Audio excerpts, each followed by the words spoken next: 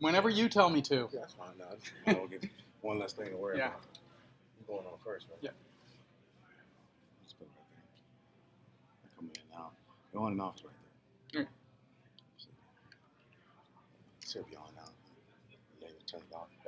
So just make sure you turn it on. I- You will? All right. I've just All right. been teaching a 700-person course 8 times a week with this same system. So I'm used to it.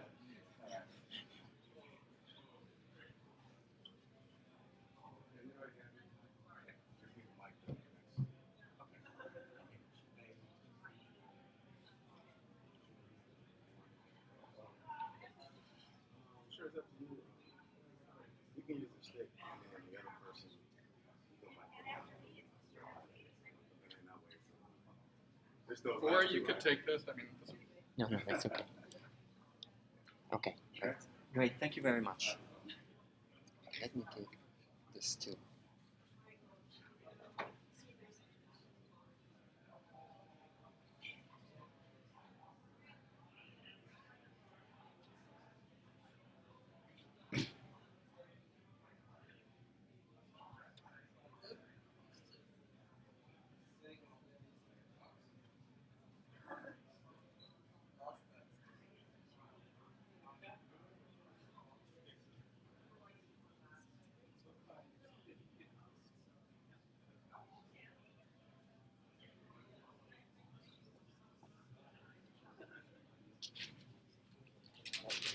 just make it up. Well, I have to make it up, but most of it is good as a duck.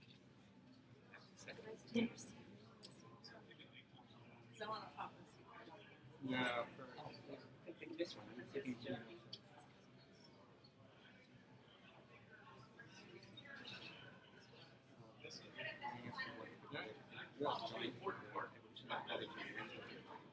Yeah, medical microbiology.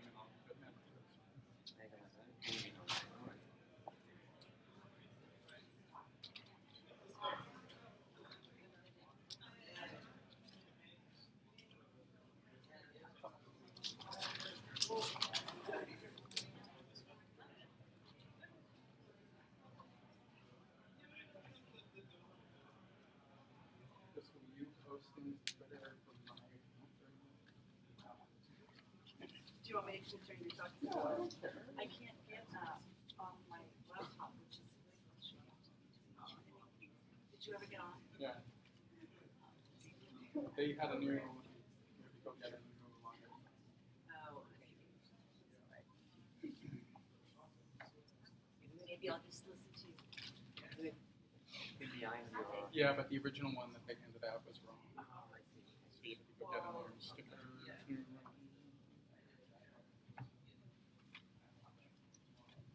Oh, you have your own, and Yeah, I'm also. this is. I'm not going to use that. Um, I'm going to use the mouse. Okay. If I use anything, yeah. Okay.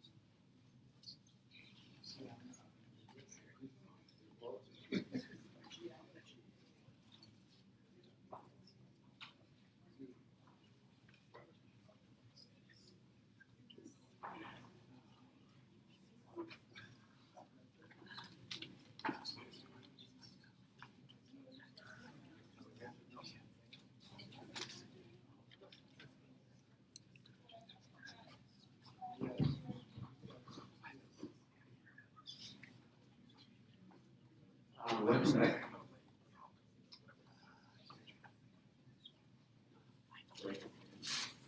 Hey, welcome back. Our next speaker is Jonathan Eisen. He is professor at the Genome Center at UC Davis. Dr. Eisen is also joined between the Department of Evolution and Ecology and the Medical Microbiology and Immunology departments at UC Davis. The focus of his research is to use sequencing and computational methods to discover new processes, how new processes and new functions arise. And he holds a PhD in biology from Stanford University. He's also a member of the American Academy of Microbiology. Dr. Eisen, please. Thank you. Great. I think that all, yeah, works. All right, thanks. I'm really glad to be here. I do think we should sequence the city, although I'd recommend we start with a small city in the Central Valley in California, maybe first, rather than this big, complicated city, you know, in the East Coast. Jane, where are you? Yeah. We can do both, I guess. So what I'm going to talk to you about today is this project that I've been coordinating in my lab called MicrobeNet. And this started basically in 2010 with an announcement from the Sloan Foundation that requested proposals or put out a call for someone to carry out a sort of network-type activity coordinating communication and web resources in the community related to this emerging field of microbiology of the built environment. Paula contacted me about this, and I said, I only do research projects. I don't understand this network thing. I've never done a non-research project before, although I was very heavily invested in a variety of activities that directly relate to this, what eventually became the project. So after thinking about it for a little bit, we decided to try and do it. And we created this proposal and project that eventually was funded via the Sloan Foundation as part of their program, and it's this network, Microbiology of the Built Environment Network, and I'm going to tell you about the different components of this network. There are a bunch of people at UC Davis that I will mention that are involved in this, Hal Levin at the Building Ecology Research Group, many collaborators that I will mention, some of them here in the audience.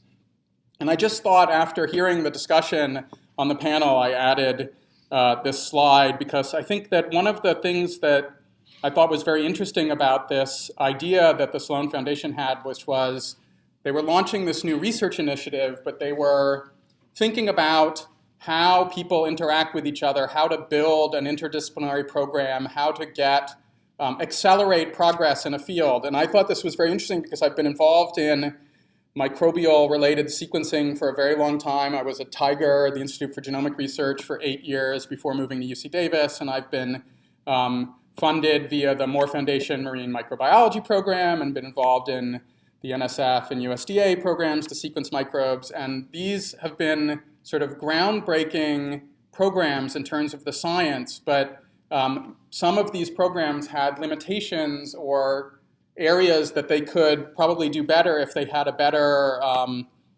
interdisciplinary plan in advance of the program. So eventually I put together this proposal and it was funded. And this is basically a schematic outline of what we did in the first few years of the project, which is we identified 5 or 6 major topic areas that we thought if we worked on and promoted and taught people about in the program and outside the program, it would help accelerate this new area. It would help launch microbial ecology and microbiology studies in the indoor environment as opposed to the outdoor environment where it had already happened. And this is basically what I'm going to tell you about is these different activities. So I'm just going to walk through a few of these. So one area that clearly many people are certainly aware of, that's what we're doing here, that's what many other programs do, is there's definitely need for people to meet and talk about a field, to get people from different fields together, to get people to interact with each other, to plan projects, to educate each other about the language in their fields. And so one of the biggest areas of our project is also in this area. We've been organizing a series of meetings and workshops related to microbiology of the built environment, and in particular trying to figure out how our number one sort of issue was how to get people from the microbial sequencing, microbial ecology community to interact with building scientists of very different communities, and how they could learn to talk to each other and educate each other about the different areas of their fields. And so we started by organizing a series of meetings and workshops, mostly associated with large other conferences, and this is sort of straightforward stuff. The main goals were things like networking and catalyzing collaborations and producing resources. We have this exterior goal, which I'll tell you about later, which has been at every meeting that we've been organizing, we've been trying to promote and teach about the benefits of sharing to try and get the field started early on to be as open and as sharing as possible. And so this is just, for example, some of the meetings, but we targeted sort of large pre-existing meetings where we could add an additional session like this meeting on indoor air or the American Society for Microbiology, and use their sort of organizational operations and add a session on microbiology, the built environment, either for the building science meetings with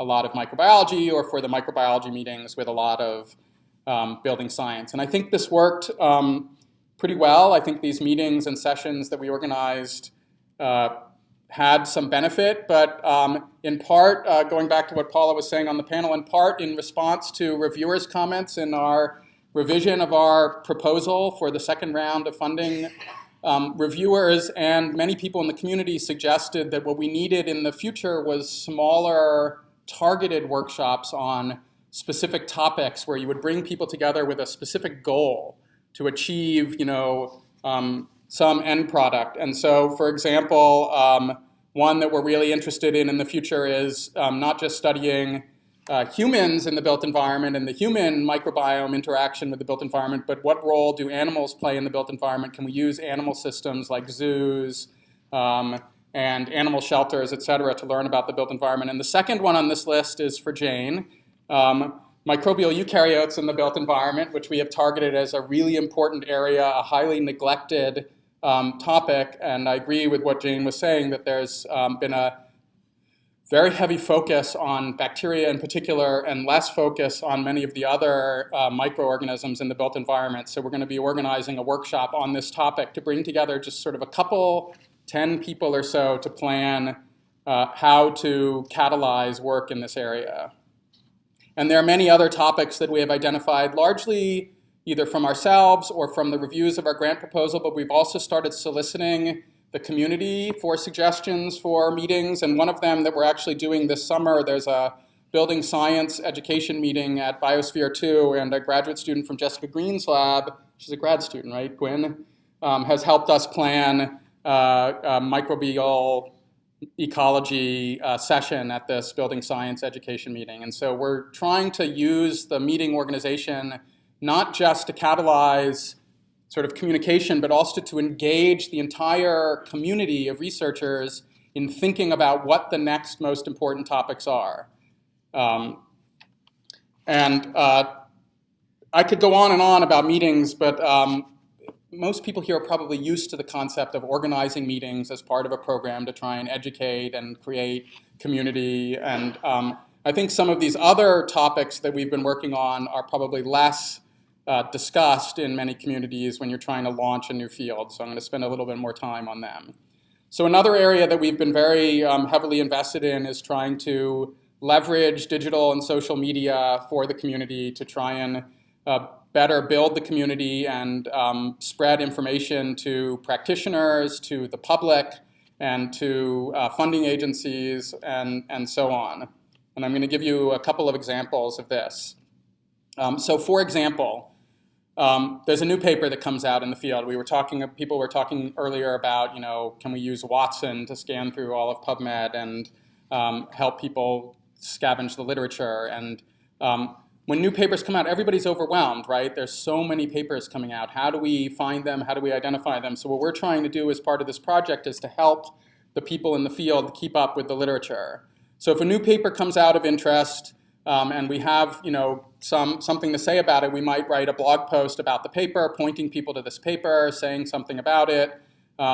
We might also post that to Twitter, leveraging whatever we can about social media.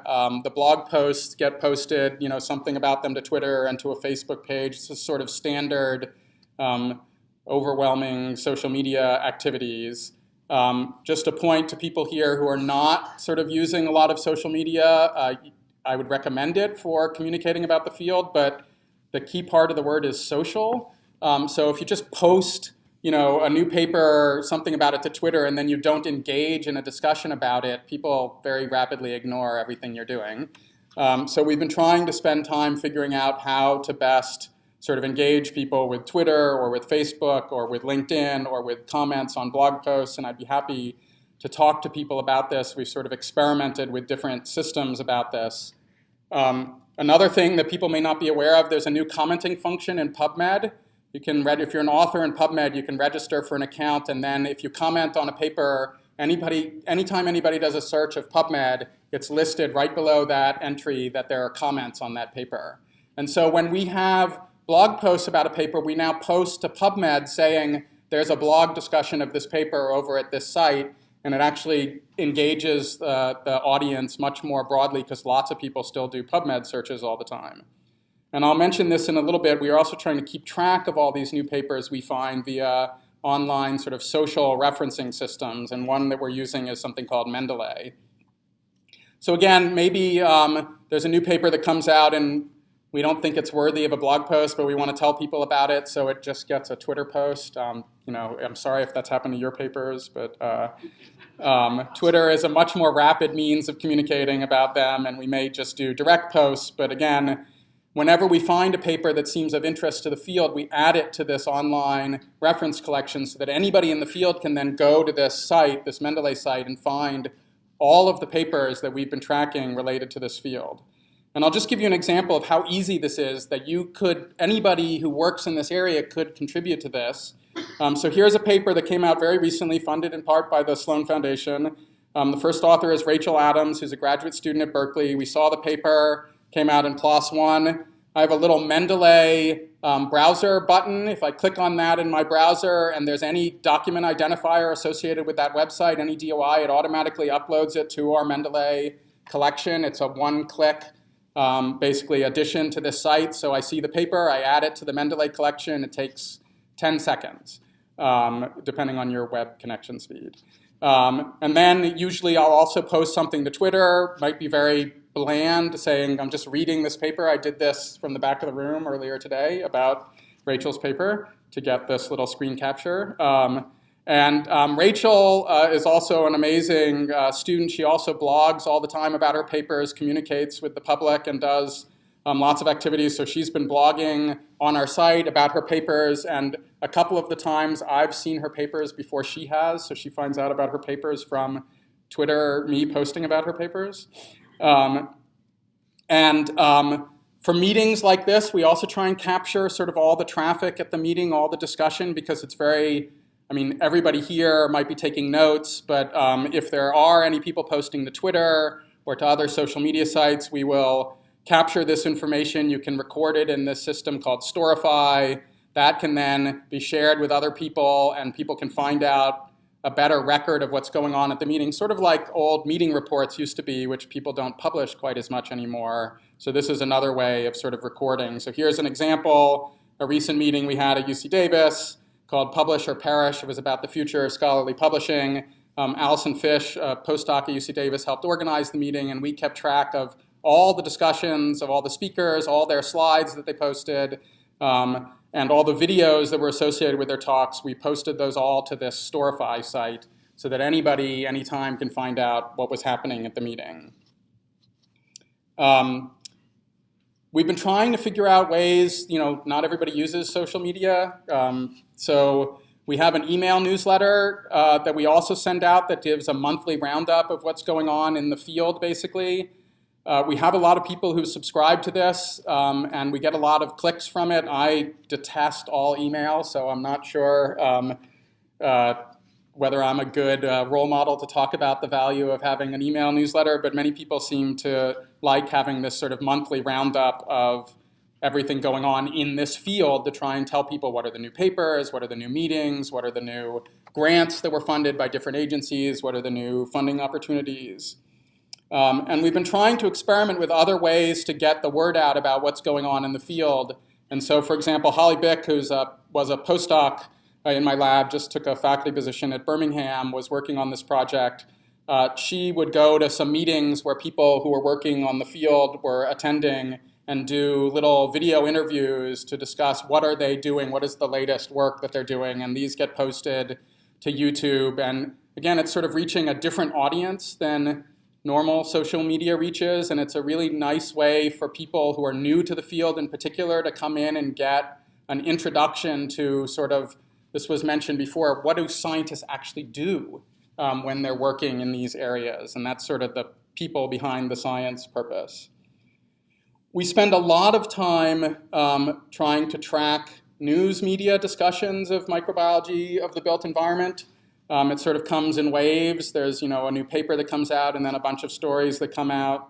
And we either post this to Twitter or we write a blog post about it. There were 2 articles actually on the same day that came out from Brooke Burrell, reporter, one for Nova, and I forget what the other, I can't quite tell what the other one was in, I can't remember. Both sort of about microbiology of the built environment. So we wrote up some blog posts about this. Another scientist in my lab, Holly Gans, wrote an extensive discussion of how pets influence the built environment. That's partly because we're really interested in this animals in the built environment area, but we're just trying to, again, serve as a vector for information about this growing field and make it as scientific as possible, but try and have it be more reachable than many of the scientific papers that are coming out in this area. And this sort of relates to this, these sort of overlap a lot. Everybody I know in the field is overwhelmed all the time with new papers, with new information, with new data, with new $1 million prizes. I mean, every 2 weeks there's a $1 million prize about something. So, and so we're just drowning. And so one thing we view as one of our main activities to try and help the people in the field or people that might be interested in the field stay afloat and keep track of what's going on and provide a filter, in essence, for this information overload for people. And I've already mentioned that we're doing this, with new publications, how to keep track of them by recording them. And I just thought I'd plug again this social referencing system. We've been using this system called Mendeley. It's not our ideal system. It's not a completely open environment. Although anybody can join, it's not open source and it's not open. We tried to use an open equivalent called Zotero, but it didn't quite have all the functions that we wanted, so we ended up sticking to Mendeley. We are transitioning over to Zotero now. So we have 950 papers that have been added to this collection. They get curated tags, so people go through in our group and Hal Levin and other people and add tags about the papers. Are they about fungi? Are they about airplanes? Are they about microbial eukaryotes? There are probably 2 papers or something. What are they about and how people can track those? Those tags are not easily searchable, but you can search them and go find all the papers about hospital microbiomes, for example. There are actually 149 people that have joined in this group, so the people, it's sort of a socially aware referencing system. So it's not just that we're adding to an EndNote library. We are communicating with other people in the field, and anybody can post, anybody can join this group. It's completely open. Anybody can add references to the group. Occasionally, if they're not relevant, I will delete them, but that's really, really rare. Most of the additions that we've had from the community have been very helpful. And having this reference collection now serves many other purposes. So we've gone through the reference collection, tabulated all of the authors in the reference collection.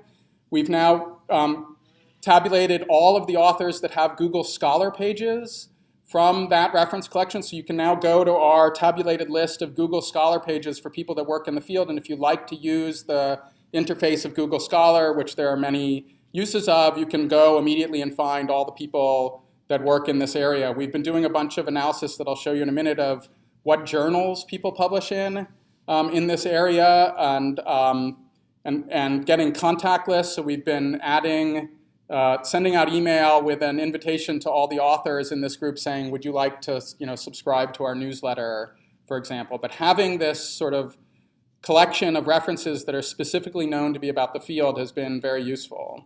So here's a list of all the journals that are in our reference collection, and if you do a simple count of the references, the number 1 journal is Indoor Air. The number 2 journal is AEM, Applied Environmental Microbiology. That we probably expected. We didn't really know what the rest of the papers would be in. So if you get rid of those 2 journals, you can see what other journals people are publishing in that seem relevant to this field. And it's actually quite a few journals that we were not paying attention to when we were scanning journal space for what journals might be interesting. So this has influenced greatly what we do to try and screen papers to then share with other people in the community.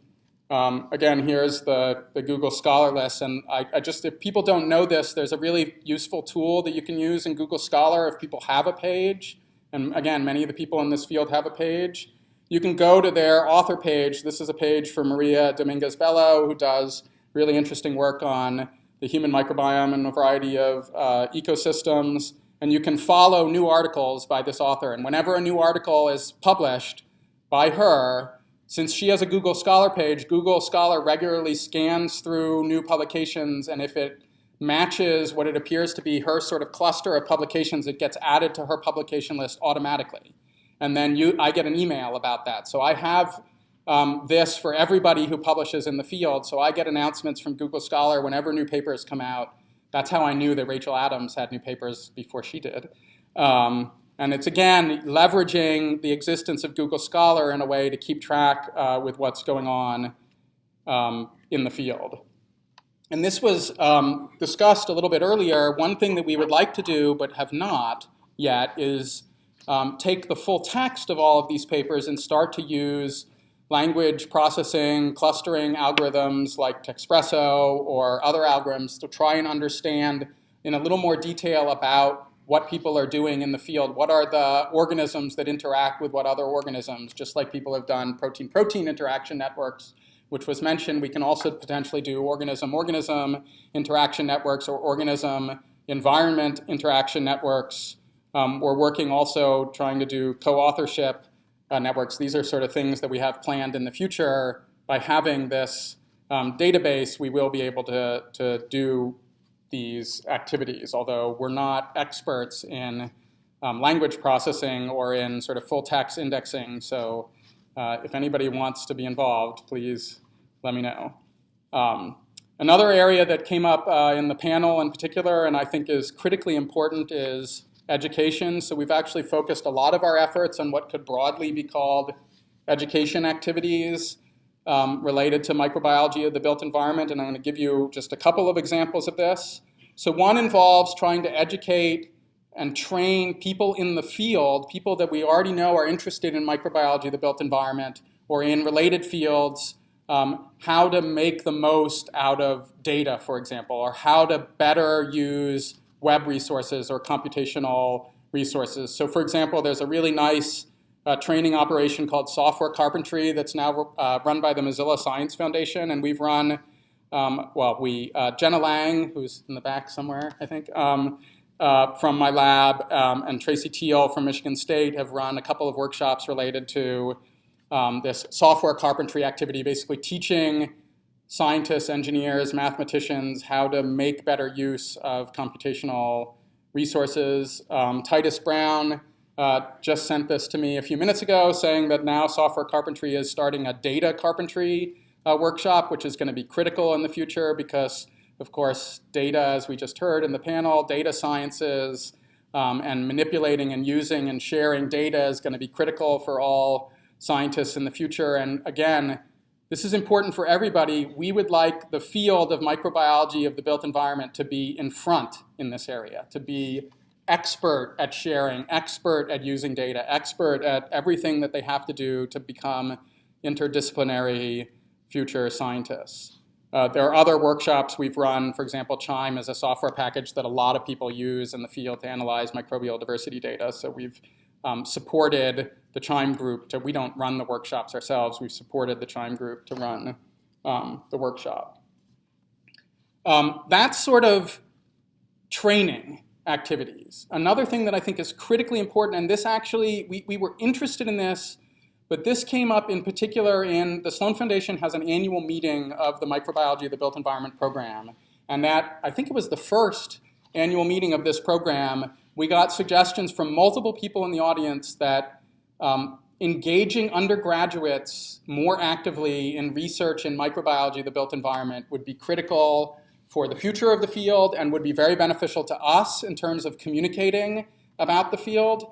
And we knew, I know of lots of examples of this. There's some great examples out there, like Malcolm Campbell has this great one at Davidson College, and there's this great PHAGE program by Graham Hatfill, and Joe Handelsman and Tiffany Sang have this really neat thing called the Small World Initiative, which is trying to get people to grow up microbes from different environments and screen for antibiotic resistance from across the globe, basically to try and understand the diversity of antibiotic resistance mechanisms. I assume Tiffany is going to keep doing this. Joe now has moved to work for that Obama guy, so I'm not sure what exactly is going to happen to this program, but it's a really brilliant idea. So we've sort of taken this, what other people have done, and said, can we do the same thing for microbiology of the built environment? And David Coyle in my lab in particular has been working on multiple undergraduate research initiatives that tie into microbiology of the built environment. So the first one we did relates to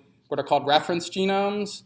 So if we want to analyze metagenomic data, it helps to have reference genomes from organisms that grow from that same environment. So we've been having undergraduate students go around to the built environment, culture organisms, screen them with ribosomal RNA sequencing to see if they are novel compared to what genomes are available. And if they are novel, we sequence the genomes with Illumina. The students have sort of learned how to do simple genome assembly activities, and then we publish very simple data papers that makes the data available to the community immediately. It describes how the data was generated, and it's part of this sort of future of data sciences where we're trying to push out data as quickly as possible and as openly as possible, but also help the field by generating genomes of organisms that were from the built environment that we can then try and interpret sequence data of samples, swabs, et cetera, from similar environments. And we've had, it's been great, undergraduates get a little genome report publication. They're not, the most groundbreaking papers in the history of the planet, but people are very happy to get these publications out. As part of this project, we realized that it was not straightforward to know exactly how to go from swabbing a yoga mat, for example, or swabbing a toilet lid, or collecting something from the sewer system, I guess, and culturing an organism, typing it, identifying if it's novel, sequencing the genome, assembling it, and publishing the paper. And this undergraduate, Madison Dunitz, who's now working as a tech in my lab after graduating, has basically developed a full protocol. This is her presenting a poster on it, a full protocol for doing this that includes all of the scripts that are needed for doing this, every single instruction for going from swab to a paper at the end, including depositing the data. And this, the description of this should be submitted any day. We have another project I won't tell you a lot about that is also run by David Coyle, in particular in my lab, and Jenna Lang, and visiting student Matt Haggerty also were involved in coordinating this project. And it's also involved undergraduates doing research, but it was now using culture-independent DNA-based studies to sample the aquaria that we have in our biological undergraduate education labs and sampling them over time and trying to do something that is critically important for studies of the built environment, which is to record as much as possible all of the metadata associated with samples. So we're not just collecting things and sequencing them. They have been collecting about 20 chemical parameters. Paula, I don't know any chemistry, so I won't be able to tell you. Yeah, there are other people who do. They guided them on this project. We had a lot of help from Josh Neufeld, who this idea sort of came from, and Laura Sauter, who's in his lab.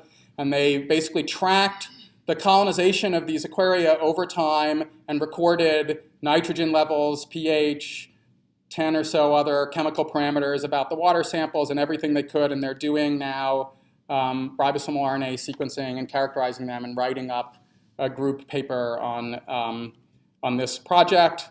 And this leads into the reason we got interested in this project was our activities related to what you can call citizen microbiology.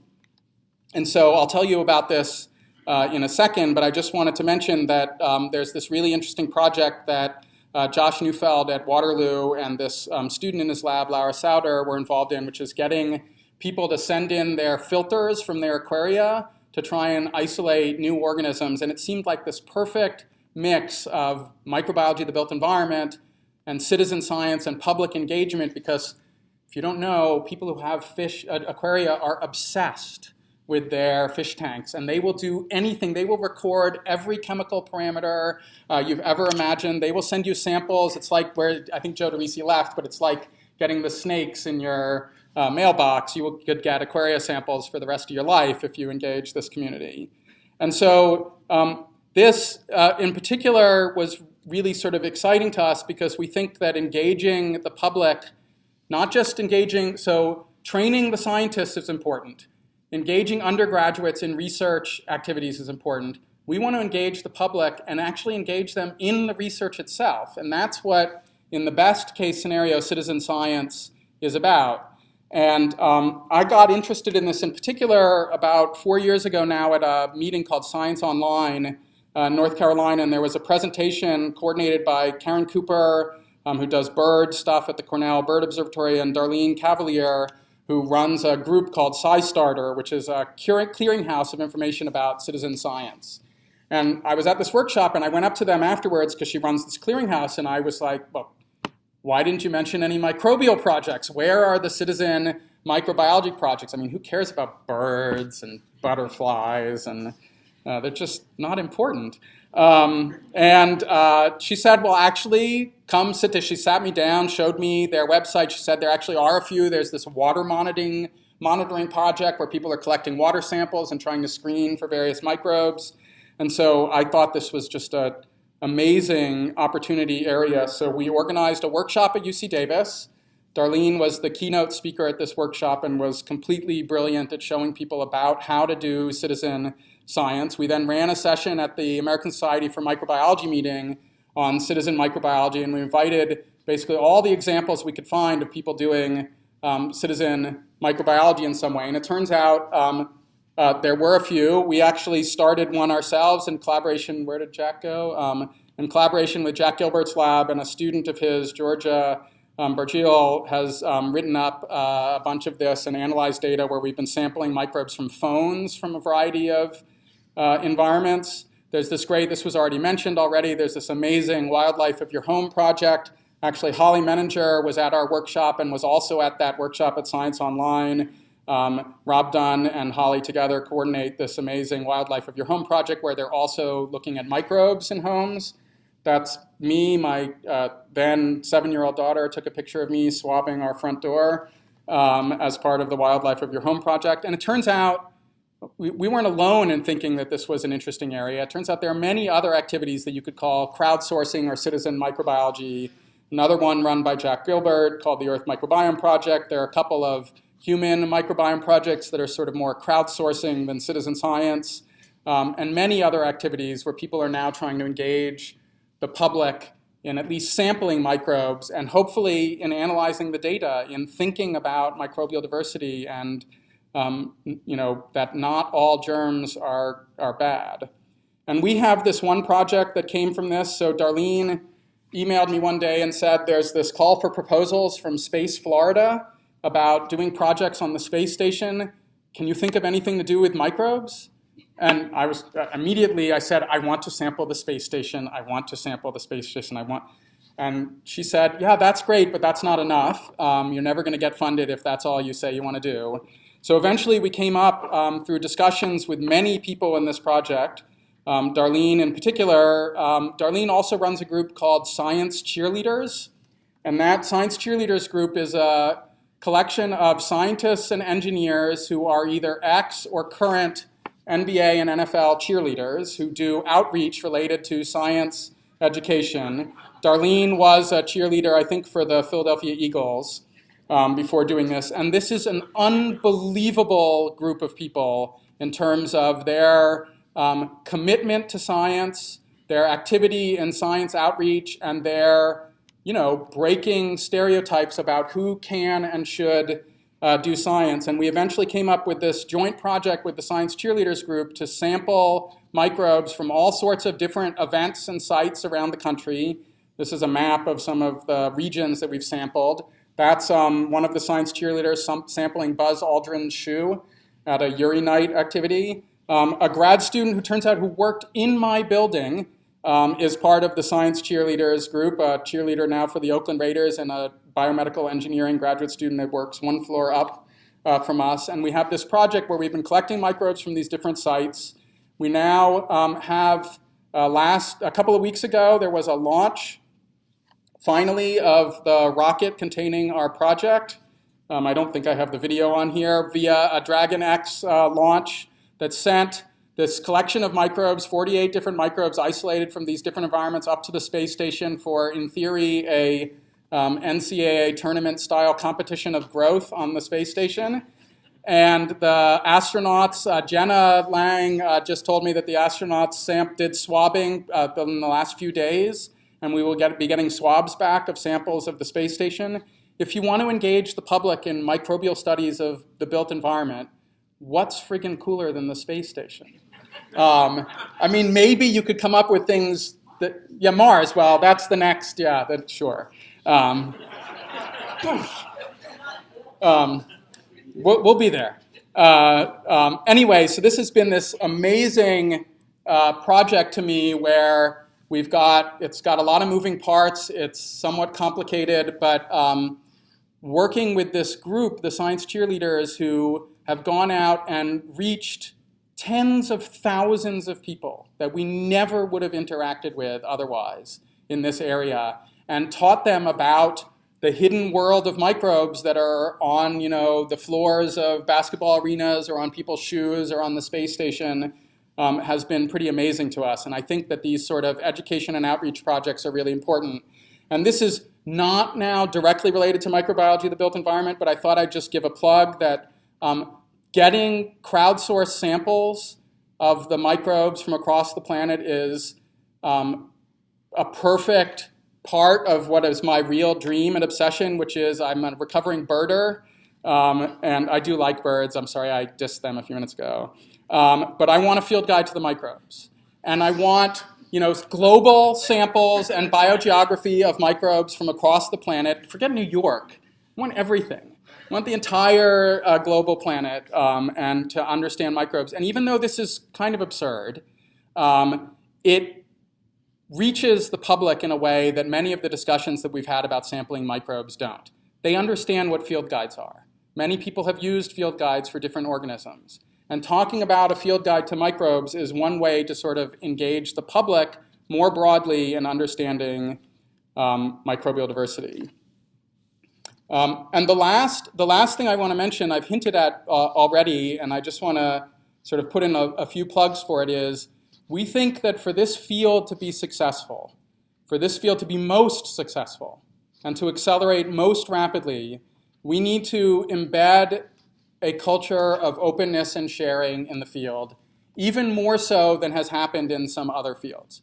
Many scientists love to share their information with each other, with the public, but there have been impediments, a variety of them, related to sharing. So one thing that we've been doing related to all of our activities is trying to teach what the benefits are to people in this field being more open. So that includes things like open access publishing, putting papers in preprint servers before you submit them to a journal. That's common practice in physics and math, not common practice in microbial ecology and microbiology.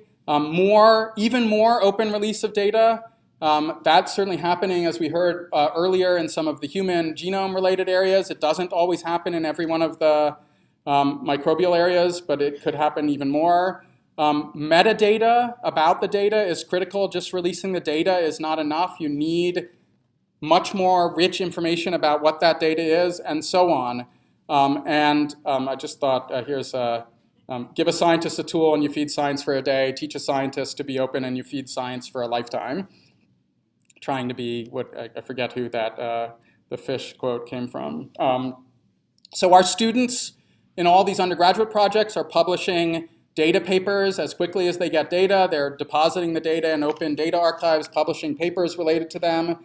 We encourage everybody associated with our meetings to post their slides to shared places like SlideShare. I posted my slides before my talk, by the way, so they're there up on SlideShare. We've written instructions for how to do this. We've made little video instructions if you don't want written instructions. One thing that we're trying to encourage is that if you share all this information, it would be nice to get credit for all your sharing. There's a movement called Altmetrics that is trying to improve our ability to track usage of papers, downloads of papers, paper-specific citations, downloads of data, data-specific citations, etc. There's even a manifesto related to Altmetrics. There's some really good blog posts by Heather Piwawar, who's one of the co-founders of a group called Impact Story. And I went to Impact Story and I uploaded all the things associated with MicrobeNet into Impact Story so you can track the usage of all the material. The most viewed publication is actually one by Jack Gilbert that I'm a co-author on this report from a meeting. The second most viewed is one on social media.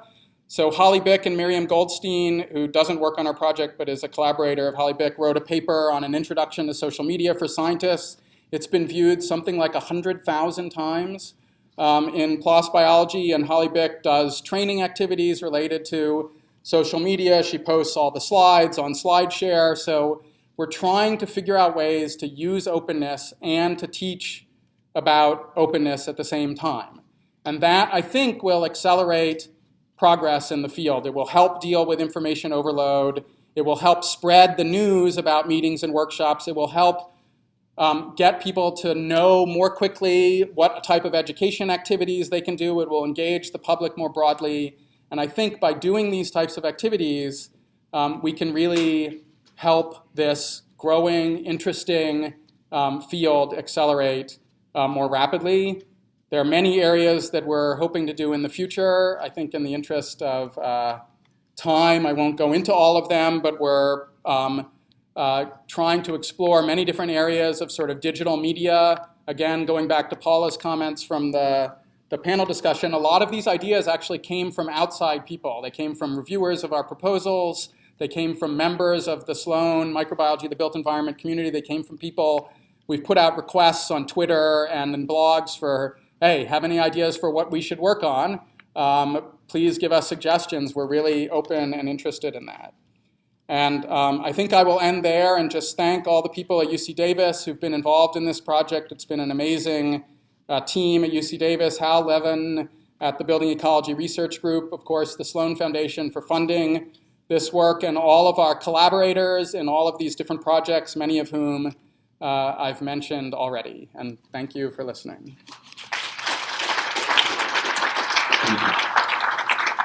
Any questions? Yeah. Oh.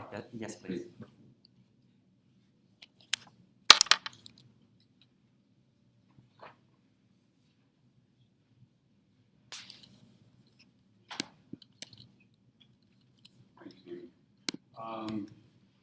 I'm a physicist. Sorry.